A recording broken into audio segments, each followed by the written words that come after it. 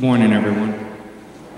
I can tell I'm back at school because I came up here filled with all kinds of stories to tell you and realized you're not my students. So I'm going to save those for later. What I am up here to do is to talk to you about a really exciting program that we're going to host here. You know, as a church, we open our doors once a week and we give each other hugs and handshakes and say welcome, say thanks for coming. But one thing we don't do is we don't go beyond our doors very often.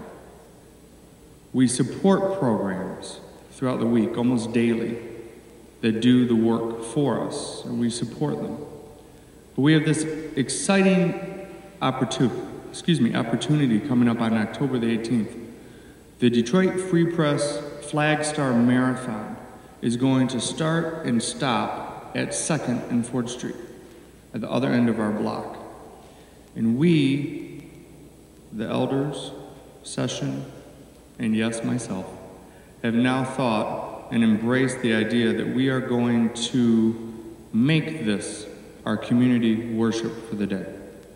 Dr. Mook had great inspiring ideas to start the day early. She called and said, "Are there showers at church?" I go, well, yes, ma'am, there are. Why? Do you need somewhere to stay until you move in? She goes, no. She's going to get me for that one. She goes, no, I think we should do a sunrise service on marathon day. And I think I'm going to have to spend the night on my couch in my office. I said, well, one might get lonely. I think we should all stay. And so we're going to have what high schoolers call a lock-in the night before. And we're going to open this up to the entire church. Everybody can stay in fellowship the night before. And then first thing in the morning, we're going to gather. And yes, we are going to have shower facilities. We're going to gather for a service at 6:30 in the morning here in the sanctuary with about 150 runners to worship, to fellowship, and to pray for swift feet before they go to the start line. Now, there's a lot of other things happening, and you're going to say, well, Derek, how can I remember this? And maybe some things interest me more than others, and how do I know who to call? Well, in the back of your bulletin, I'm sure all of you have already seen this, is my list of things that you can become involved with. And there are so many exciting things that I did not have room for artwork, so I apologize. But next to each section of the activities, they start Saturday afternoon and go all the way through Sunday, is a contact person's name that you can call. I am the coordinator for everything on the sheet. You can feel free to call me at any time, day or night. If you call at 2 in the morning, feel free to leave a message. I won't answer. But at 5 when I wake up, I might call back. So if you don't want to call back at 5 in your message, say, please don't call until when you want me to. These are the things that we need help with.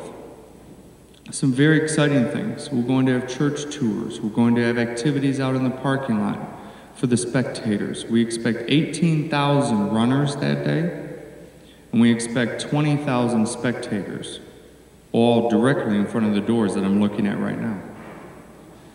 The Free Press has come and talked to us and is going to provide an enormous amount of support and guidance so that we protect our building, which is an architectural gem, and our own resources, that while we commune with our community, we do not do this at the risk of putting ourselves at risk, I guess. I didn't think about that statement. Anyway, look through this and see what you would like to do. If you have any questions, it's going to be in the bulletin again next week. Call me anytime, call any of the contact people. I realized, and I'll keep this very brief because I'm sure I'm over a minute, so if my grandfather's here, he's timing me, I'm sure of it.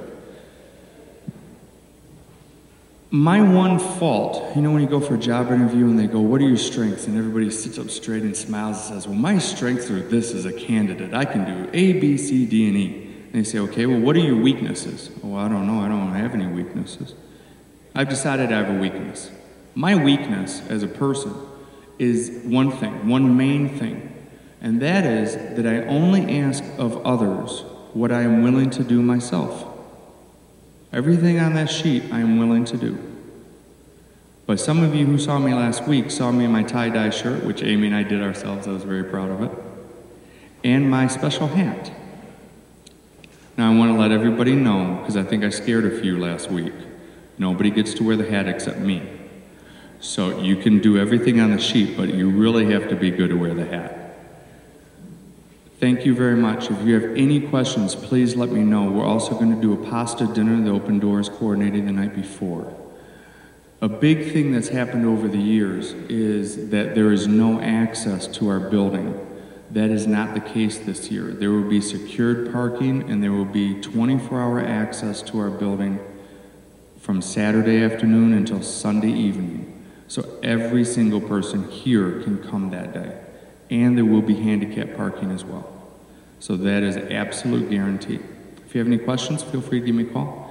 I'm going to scoot out of here with my asking you to apologize, or me apologizing to you, because I'm going to go get the hot dogs ready for Rally Sunday. So I hope to see all of you in the church house afterwards. Thank you very much.